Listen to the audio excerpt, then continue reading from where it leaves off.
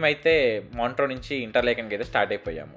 So మాంట్రో video ఎవరైనా miss అయితే మాత్రం కింద డిస్క్రిప్షన్లో లింక్ ఇస్తాను, దాన్ని చూడండి. మా యొక్క ఈ మాంట్రో నుంచి ఇంటర్లేకన్ జర్నీ చాలా ఎగ్జైటింగ్గా జరిగింది. ఎందుకంటే చాలామంది మాకు రికమెండ్ చేశారు ఈ జర్నీకి గోల్డెన్ పాస్ ట్రైన్ తీసుకోమని చెప్పి. సో దీనికి పెద్ద పెద్ద గ్లాస్ ఉండి వ్యూస్ అనేవి చాలా బాగుంటాయి అని చెప్పి చెప్పారనమాట. సో కనపడుతుంది కదా, అదే గోల్డెన్ పాస్ ట్రైన్. ఈ ట్రైన్ ఎక్కడానికి ముందుగానే మనం టికెట్స్ అయితే రిజర్వ్ చేసుకోవాలి. ఒకవేళ మీ దగ్గర స్విస్ పాస్ ఉన్నా సీట్ మాత్రం బ్లాక్ చేసుకోవాలన్నమాట మనీ పే చేసి. ఇది తెలియక మేము నార్మల్ అన్ని ట్రైన్స్ ఎక్కినట్టే వచ్చి ఈ ట్రైన్ అయితే ముందుగా ఎక్కేసాం. దాని తర్వాత వేరే ప్యాసింజర్స్ వచ్చేసి ఈ సీట్స్ మావి లేవండి అంటే కిందకి వెళ్ళాం. అప్పటికప్పుడు టికెట్స్ కూడా మనం బుక్ చేయలేం.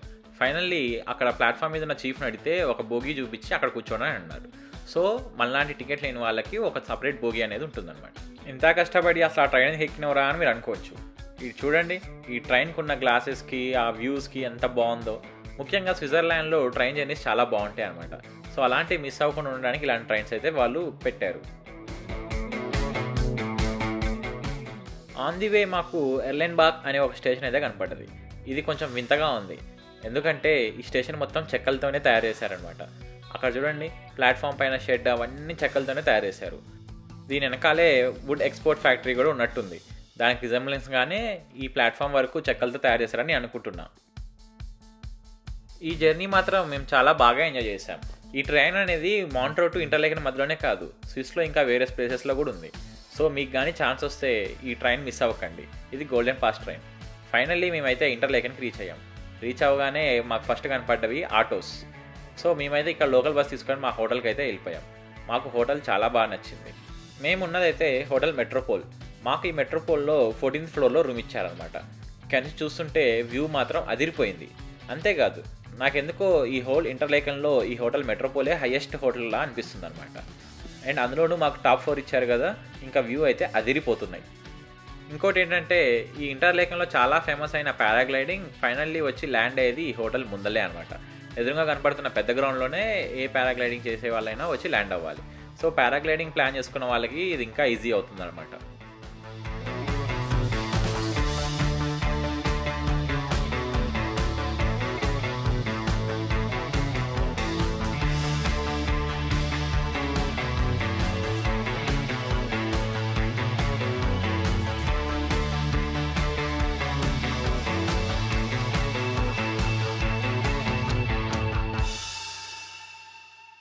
ఇంకా మేము ఫ్రెష్ అయిపోయి హోటల్ కిందనే చాలా షాప్స్ ఉంటే కొద్దిసేపు షాపింగ్ చేద్దామని అలా వెళ్ళామన్నమాట.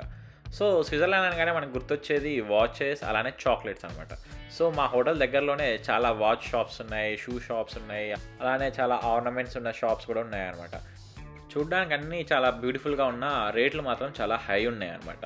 సో చూడ్డానికి ఏం కాదు అంటే మాత్రం షాప్ లోపలికి వెళ్ళండి, కొనడానికి మాత్రం వద్దు. కానీ ఇక్కడ స్విట్జర్లాండ్లో కొన్ని ఆరిజిన్ అయిన బ్రాండ్స్ ఉంటాయి, లైక్ స్వాచ్ అండ్ ఆల్.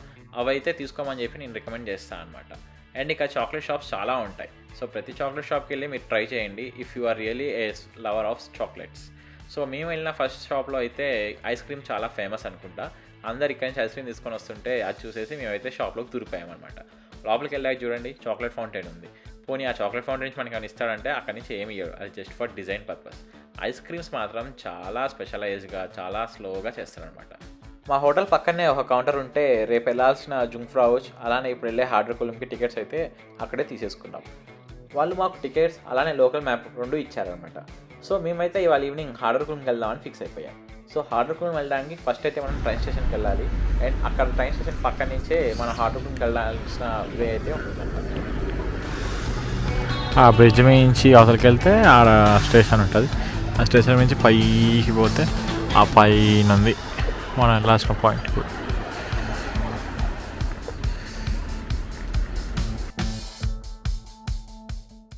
ఈ ఇంటర్లేకన్కి ఒకానొకప్పుడు ఒక కింగ్ ఉండేవాడు అనమాట. ఆ కింగ్ వచ్చేసి హార్డర్కులంలో ఉండేవాడు. అంత పైనుంచి అంటే హార్డర్కులం అరౌండ్ 1322 మీటర్స్ ఉంటుంది సీ లెవెల్కి అబోవ్. సో అంత పైనుంచి మనకి 2 లేక్స్ అయితే కనపడుతున్నాయి. అవి బ్రియన్స్ అండ్ లేక్ టౌన్ అని చెప్పి కనపడతాయి అనమాట. సో అక్కడి నుంచి ఆ 2 లేక్స్ అలానే జుంగ్ఫ్రా హిల్స్ చూసుకుంటూ ఆయన ఎంజాయ్ చేస్తూ ఉంటాడనమాట. ఆ ఎంజాయ్మెంట్ మనకు కావాలంటే మనం రాజావాల్సిన అవసరం లేదు. జస్ట్ ఈ హార్డర్బాన్ స్టేషన్కి వచ్చి ఒక కేబుల్ కార్ ఎక్కితే సరిపోతుంది.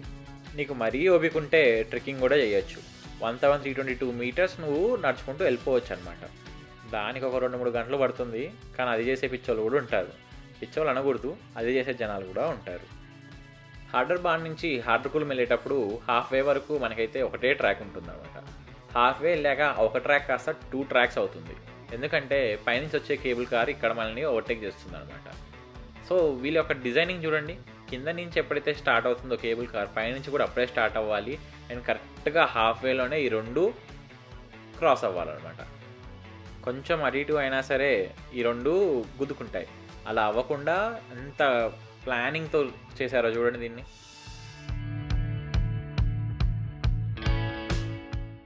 ఇంకా పైకి వచ్చాక పైనుంచి వ్యూస్ మాత్రం అదిరిపోయాయి అనమాట. అంతకుముందు చెప్పినట్టు ఆ రాజు ఎందుకు కట్టాడో పైకి వచ్చాక చూస్తే తెలుస్తుంది అనమాట. మంచిగా 2 లేక్స్ అలానే జుంఫ్రాజ్ హిల్ 2 కనపడుతున్నాయి. ప్రజెంట్ అయితే ఆ రాజుగారి కోటని హోటల్లా చేశారనమాట.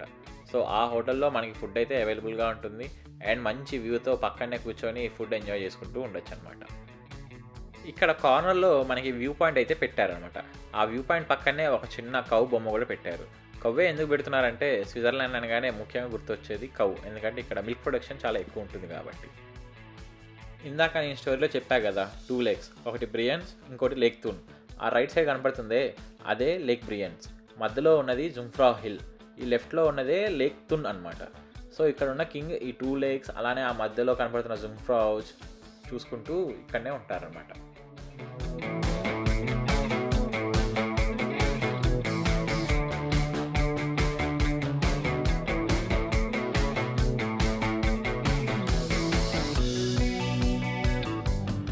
ఇంకా పైన కాసేపు ఎంజాయ్ చేసేసి మంచి మంచి ఫొటోస్ అయితే దిగేసేసి లాస్ట్ కేబుల్ కార్ ఎక్కేసి కిందకైతే వచ్చేసామన్నమాట.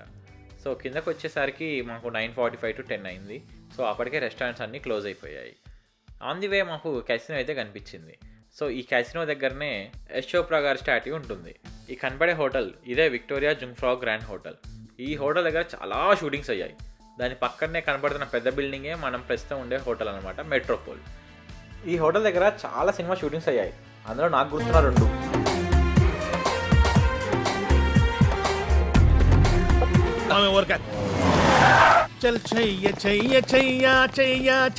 బాయ్స్, ప్రోగ్రామ్ ఇంకా 4 days టైం ఉంది.